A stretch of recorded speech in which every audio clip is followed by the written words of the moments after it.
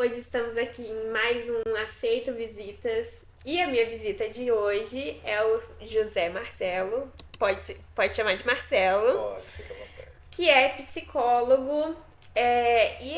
Assim, a história dele é muito interessante, por isso que eu quis que ele fosse o primeiro convidado para vir. Porque eu sei que a gente tem muita coisa para falar, não sei como a gente vai falar em tão pouco tempo.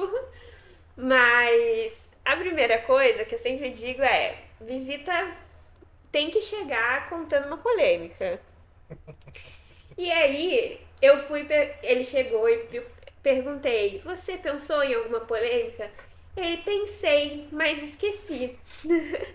Ou seja, TDAH. Todo mundo agora tem TDAH. Pois é, minha querida. TDAH é uma coisa assim que parece que tá na moda, né? Deu um boom de um monte de pessoas com TDAH. Mas eu vejo assim dois motivos para que isso aconteça. Primeiro é que hoje você tem um acesso muito melhor aos médicos e aos diagnósticos, né?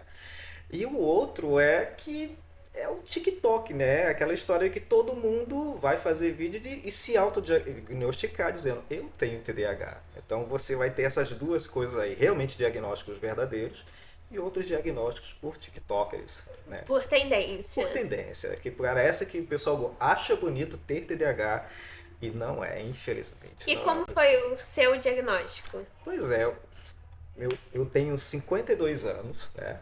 E o meu diagnóstico foi o ano passado, com 51 anos. Então eu passei uma vida inteira com TDAH, com essas dificuldades do dia a dia que o TDAH passa, né? Eu achando que era da minha personalidade, que era eu, que era alguma Uhum. coisa que e eu vi naquelas palavras assim bonitas e românticas, preguiçoso, não quer nada, olha aí, você perdendo de novo, aquela coisa toda.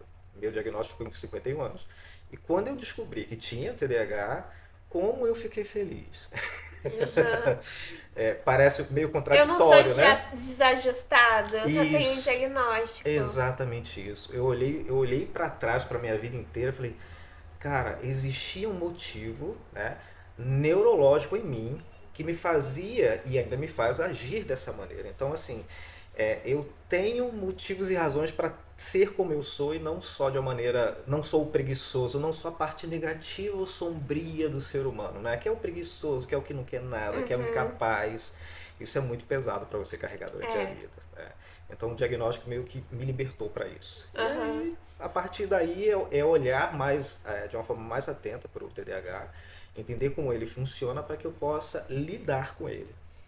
Mas não quer dizer que ainda não continue se manifestando no seu dia a dia, Querida, né? é o dia inteiro, o tempo todo, 24 horas por dia, TDAH purinho, não tem como, né? O diagnóstico só diz assim, olha, isso é do seu TDAH, isso aqui também, né? Então, o que que a gente faz com isso? Que eu acho que é o mais importante, tá? Eu tenho o diagnóstico de TDAH, e agora? O que é que eu faço com isso, né?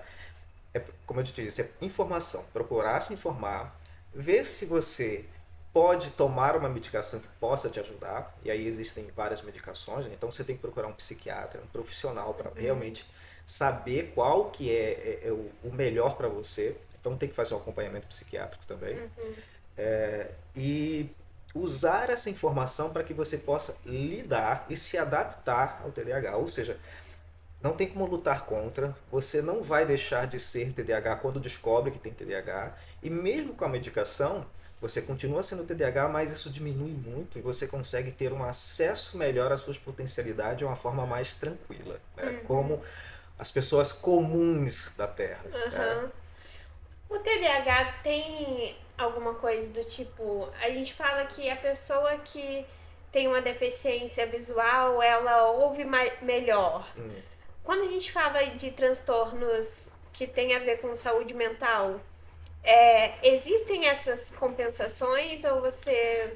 Olha, eu não sei se seria uma compensação, mas tem uma coisa que eu acho que vai tocar nisso aí que você está falando, né?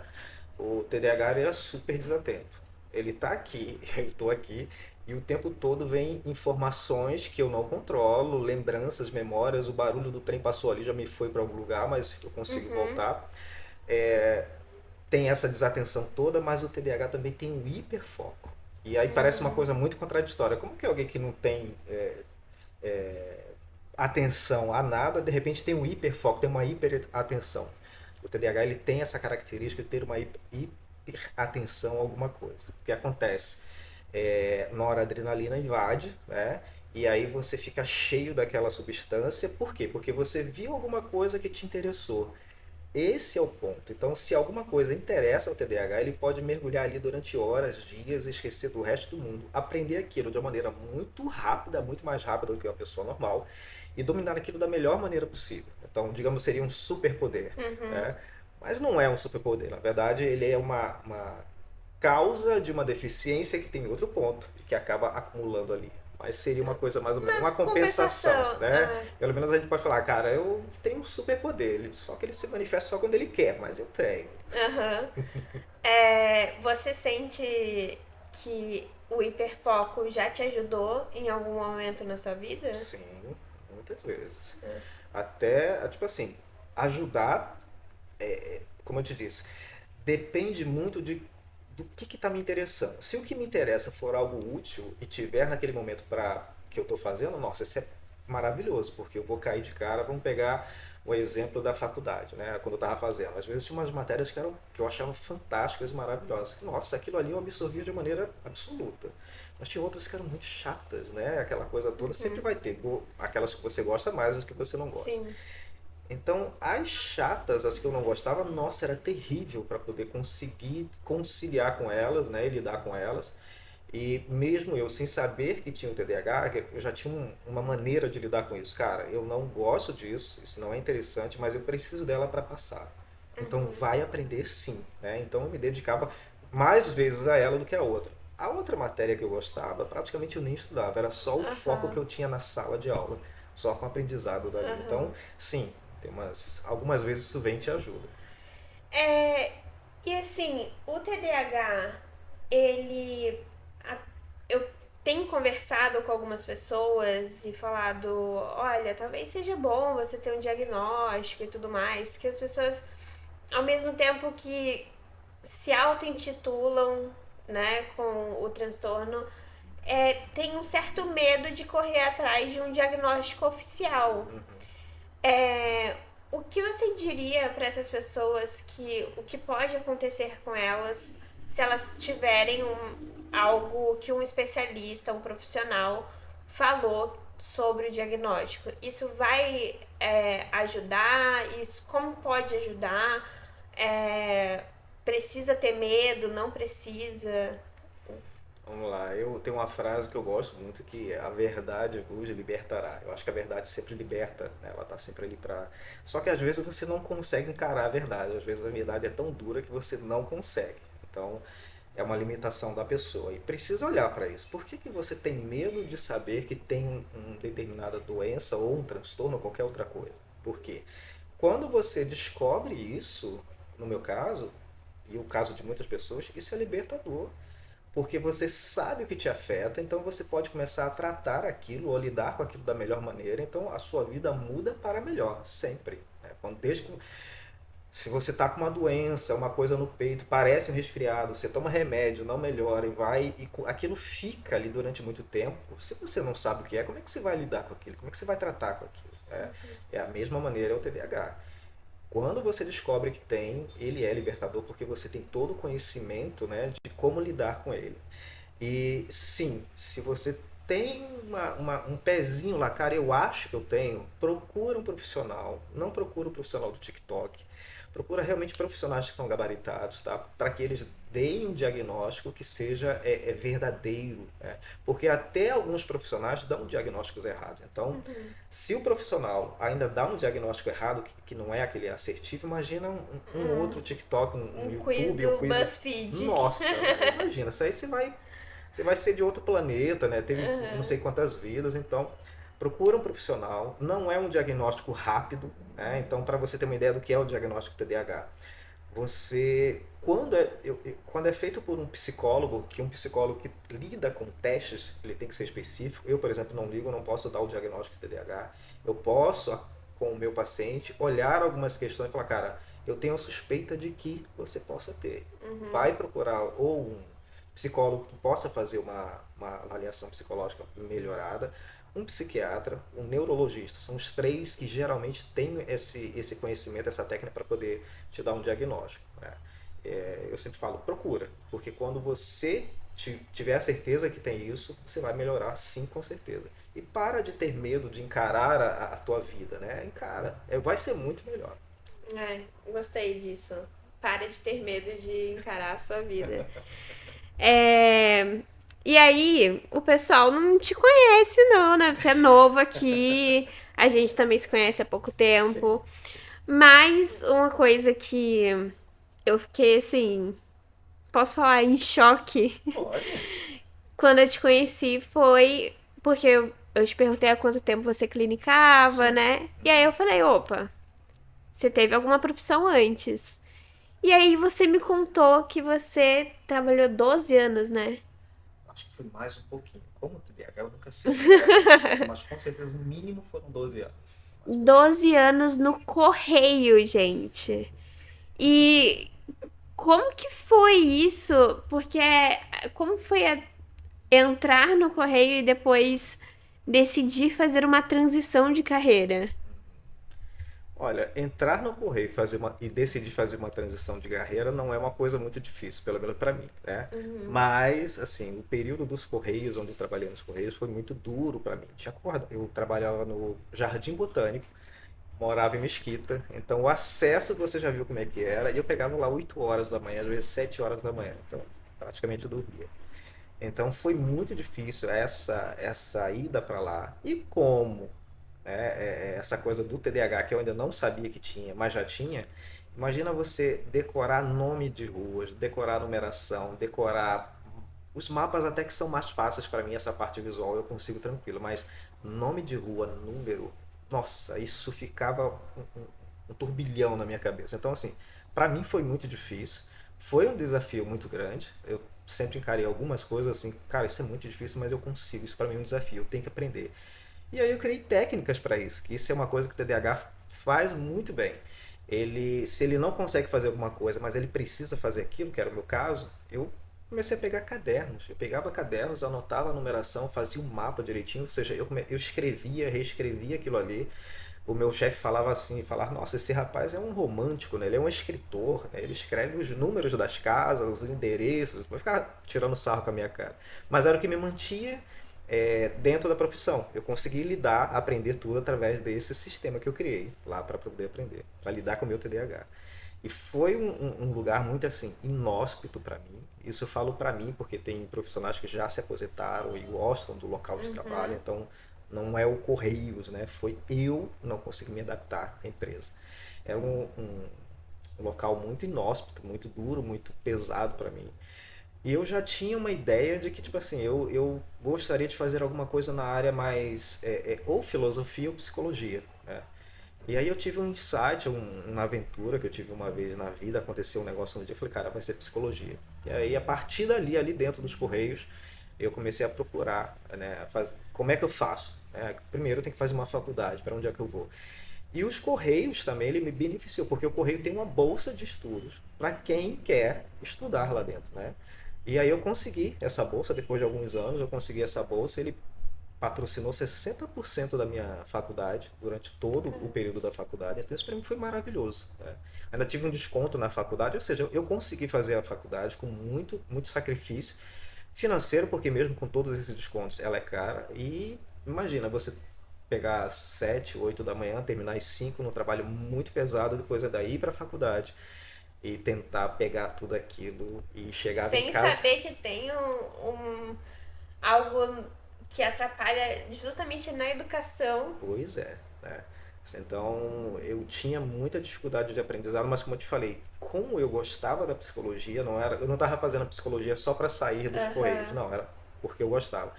Então isso facilitou o meu aprendizado ali. E tem muita gente, né, por conta da economia, né, de como tá o Brasil hoje, que tá procurando fazer uma transição de carreira. Você recebe até pessoas no seu consultório que estão fazendo essa transição de carreira? Já teve algum paciente desse. Não, pô, com essa necessidade? interessante você perguntar isso. Eu nunca tive nenhum paciente meu que assim, tivesse querendo uma transição de carreira ou tivesse naquele dilema, cara, eu vou, não vou, faço ou não faço, né? Mas Nunca e tive. frustração com a carreira? Ah, aí sim, aí tem Tem bastante. bastante. Tem bastante gente que realmente tem frustração com o que está vivendo. Né? Isso eu vejo no consultório, eu vejo no grupo de amigos, né? E vejo em várias reportagens e até materiais de acesso que a gente tem. Isso realmente é muito comum, porque você geralmente a gente vai muito para tentar se sustentar, né? Eu quero ter uma vida boa para minha família, para mim, para todo mundo, tudo mais. Eu quero ter essas coisas, ter.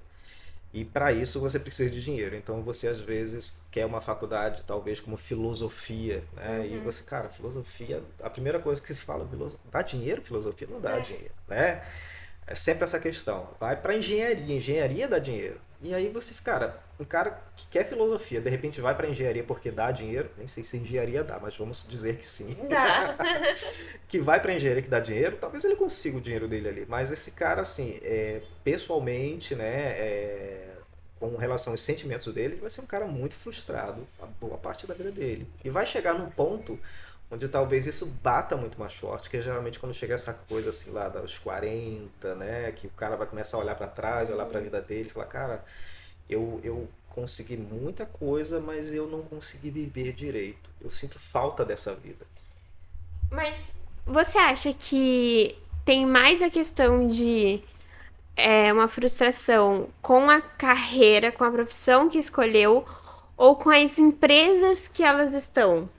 E aí, por isso, a crescente do burnout. Boa pergunta essa aí. Eu acho que tem a ver com as duas coisas. Né? Primeiro, a profissão que realmente não é uma coisa que você gostaria de estar fazendo, ou pelo menos aquilo não te toca de uma maneira muito profunda, como você gostaria de fazer. E hoje ainda tem uma coisa a sociedade que a gente está, ela está muito produtiva. Você tem que produzir o tempo inteiro. Até em casa você tem que estar produzindo alguma coisa, porque eu não sei, a sociedade exige isso, tem um sistema que diz que a gente tem que produzir o tempo todo, eu não sei de onde vem isso, mas é o tempo todo dizendo isso. E você fica numa aceleração muito grande e as empresas elas estão cobrando muito isso. Então você tem um cara que não gosta de estar fazendo aquela profissão exatamente, mas poderia estar fazendo ela de uma forma muito boa. E aí você tem a empresa que ela tá numa as empresas estão competindo muito entre si, e é sempre uma coisa muito forte, muito intensa e cobram muito. Então, se você é um cara que não gosta do que está fazendo, e a tua empresa ainda continua cobrando e criando um ambiente inóspito, você vai ter o burnout sim, muito fácil. É, e é cada vez uma exigência pela produtividade, né? Exatamente, produzir e eu lembro, né, de uma história assim, isso lá da minha fase ali de adolescência, que eles falavam assim, que a tecnologia ela vinha para fazer com que o ser humano pudesse descansar um pouco mais, né? Por exemplo, os computadores viriam, antigamente era tudo datilografado, né? Então os computadores viriam, cara, aquele serviço que seria feito ali na datilografia seria feito muito mais rápido, sobraria mais tempo para a pessoa descansar. Gente, isso foi a maior mentira que já contaram na vida, né? Porque se você faz um trabalho em menos tempo, vai aparecer mais trabalho para você fazer de novo. E não você vai fazer aquele trabalho e ir embora para casa. Né? É. Então hoje é isso. Hoje você tem uma tecnologia muito grande, as inteligências artificiais estão chegando aí, elas estão dominando, elas vão ter muito. A produção vai ficar muito intensa, muito mais intensa. E pode ter certeza, o cara não vai para casa descansar. Ele vai ter que ajudar a inteligência artificial ou trabalhar para ela, para poder conseguir efetivar mais produtos ou mais coisas ali para a empresa. O que acontece é de muita gente acabar perdendo seus empregos por conta de sistemas, né, de tecnologias que estão surgindo. A gente tem até colegas que já passaram por isso, pela demissão por conta de tecnologia que substitui a mão de obra, mas por outro lado, você tem essa compensação de tipo, mas ele fazia isso daqui que daria para que o computador não faz. Aí vai para outra pessoa e acumula funções, Sim, né? sim. Eu acho assim, essa coisa da tecnologia, sempre falam, sempre tem essa questão, poxa, a tecnologia vem, tira emprego das pessoas e ela vai, já vai Aham. tirar todo mundo. Eu não acredito nisso, assim, porque quando uma tecnologia vem, cara, você tem que aprender essa nova tecnologia, de alguma Aham. forma. E aí você começa a trabalhar com essa tecnologia nova. Então, assim, claro que sempre vai existir, ela vai chegar muito nova, muita gente vai ter que sair dali, e esse pessoal que não conhece vai até se reinserir no trabalho, né? Uhum. Aprendendo essa tecnologia é um processo mais demorado. Então, às vezes isso não acontece. Essa pessoa que saiu, ela vai fazer alguma outra coisa ali para Uhum. ficar por fora. Mas tecnologia nova quer dizer conhecimento novo e, tipo assim, novos desafios. Aham. O que eu vejo muito na minha área é que antes a tecnologia chegava muito como um novo recurso para que a gente tinha que aprender a lidar com ela. Então, aprender para usar. Hoje, o que tem acontecido muito são tecnologias substitutivas mesmo. Então, que ela literalmente faz o trabalho que eu faria. Então, mas assim, acho que as empresas e os profissionais estão tentando se adaptar a isso, né? A gente já tem percebido, por exemplo, um efeito de textos feitos por ChatGPT serem muito quadrados.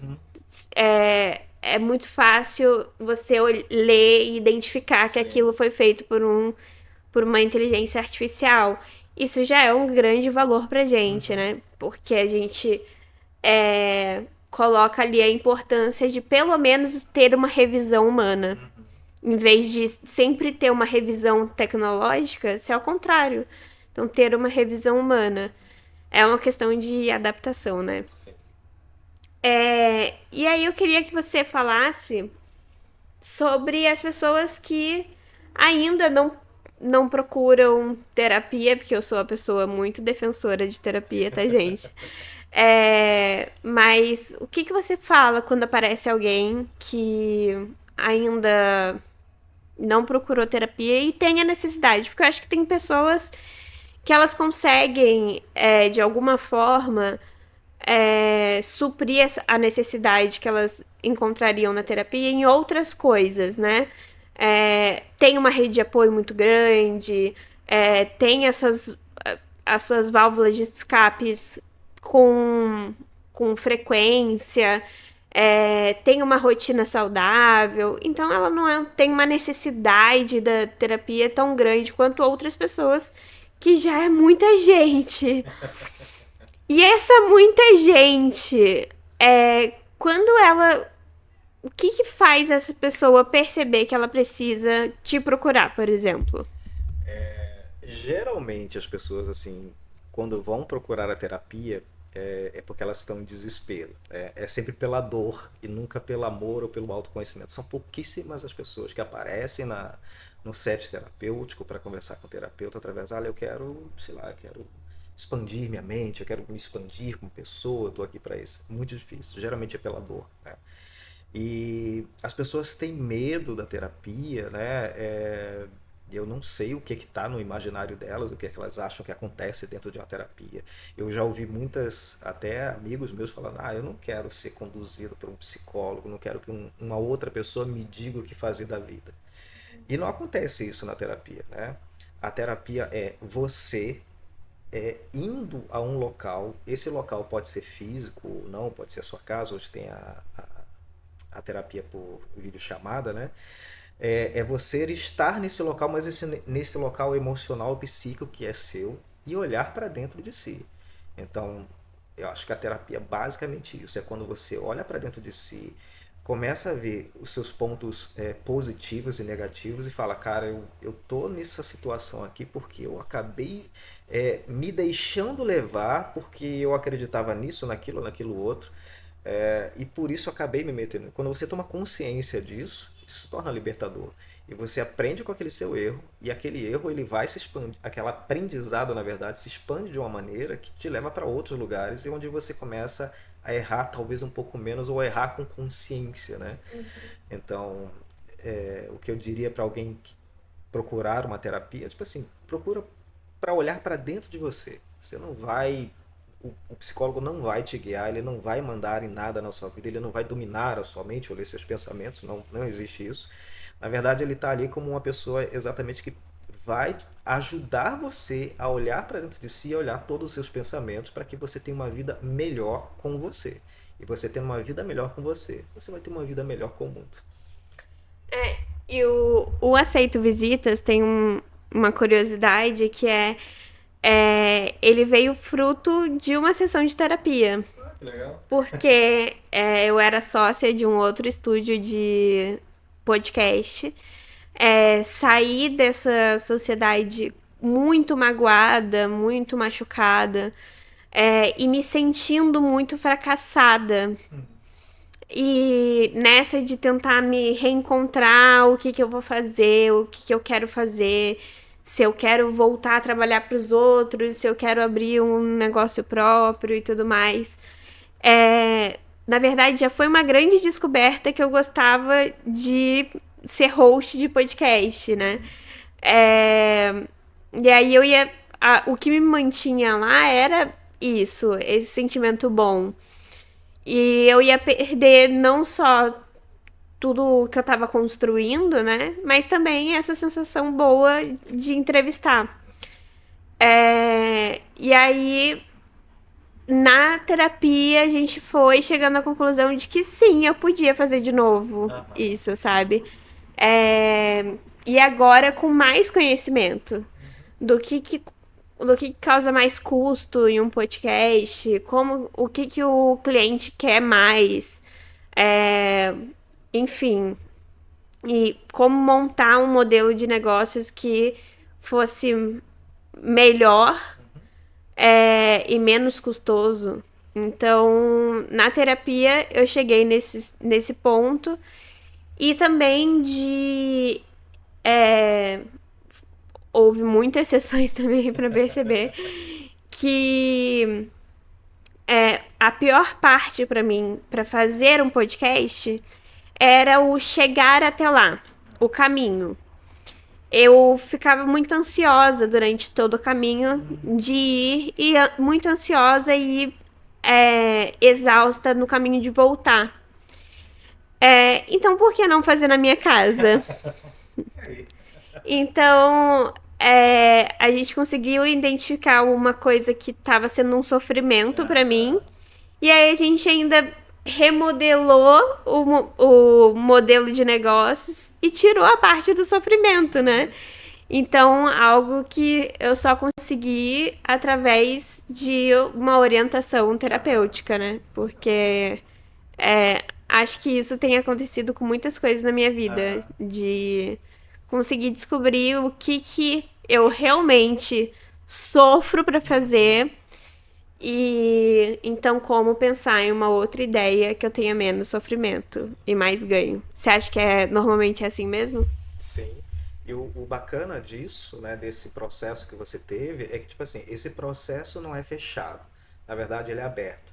Quando você olhou para toda essa dificuldade e descobriu em como resolver algumas dificuldades para que você ficasse melhor, esse modelo de pensamento você vai levar para a tua vida inteira. Ou seja, amanhã quando você tiver uma outra dificuldade, talvez não seja tão dificultoso assim achar uma solução, porque você já, peraí, eu consegui resolver aquilo dessa maneira que eu consigo. E vai virando uma forma automática de você ver, ou seja, você muda a sua forma de pensar conforme você vai fazendo a terapia.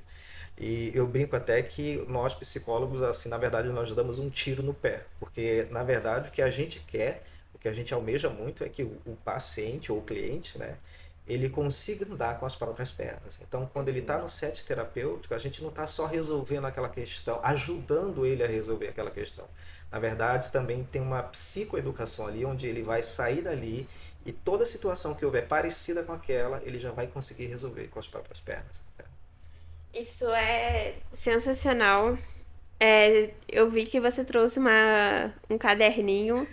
Tem algo a mais que você queira falar, que você Não.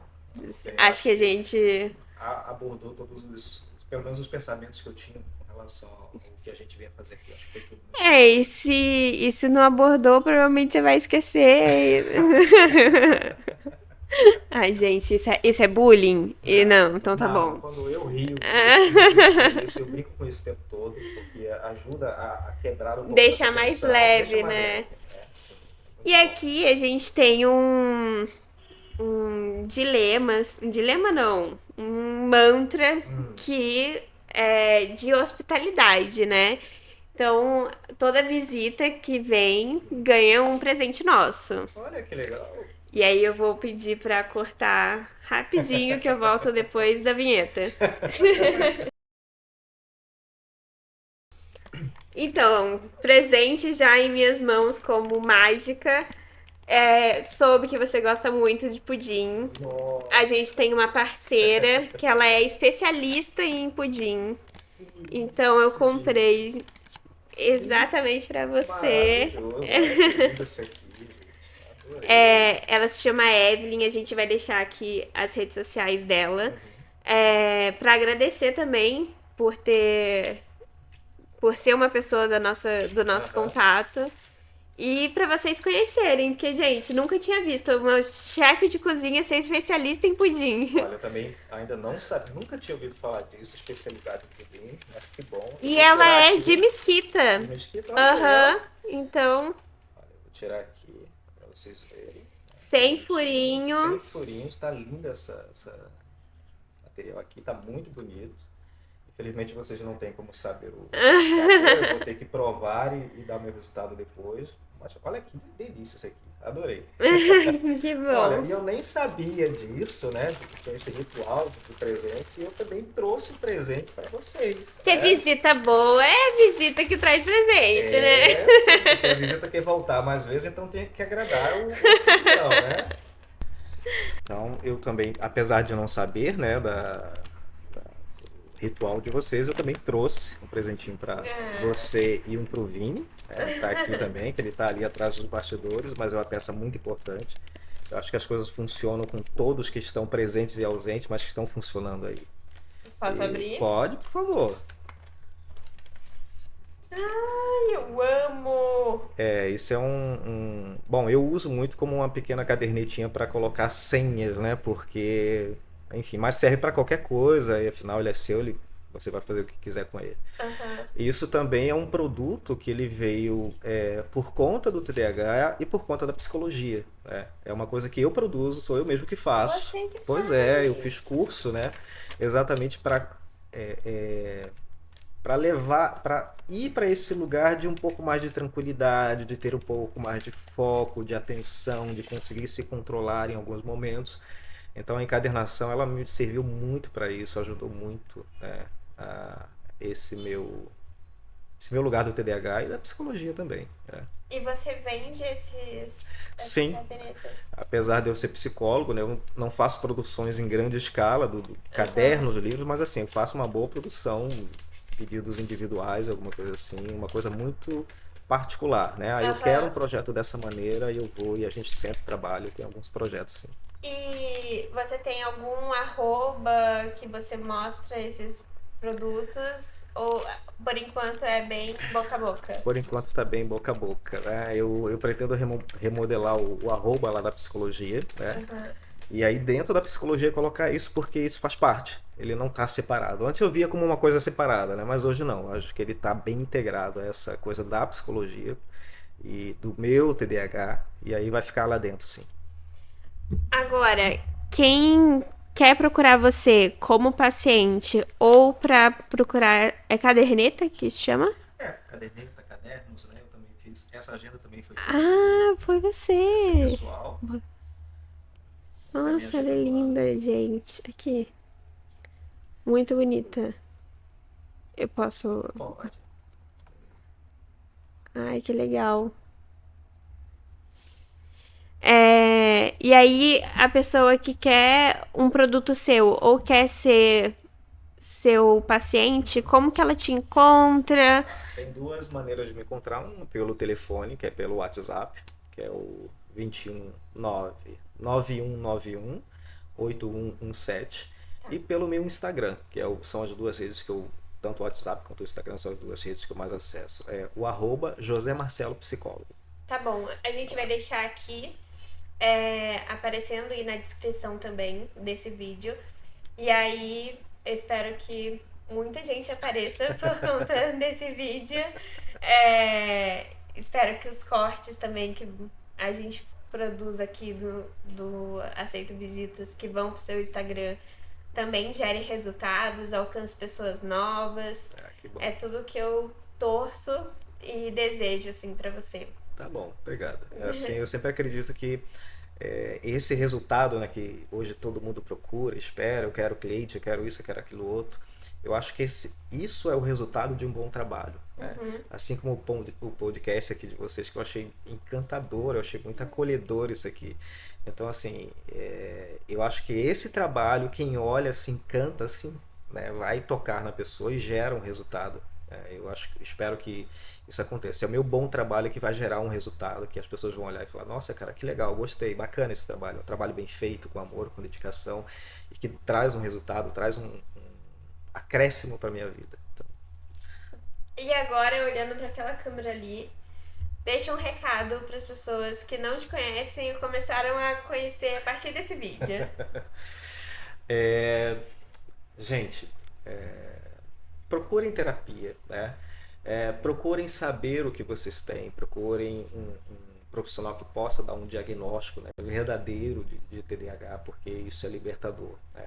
Então, vão no caminho dos profissionais realmente que têm a capacidade de colocar você num lugar, num caminho onde possa ajudar a sua vida a melhorar. Porque quando você melhora como pessoa, você vive melhor com as outras pessoas e no mundo também, né?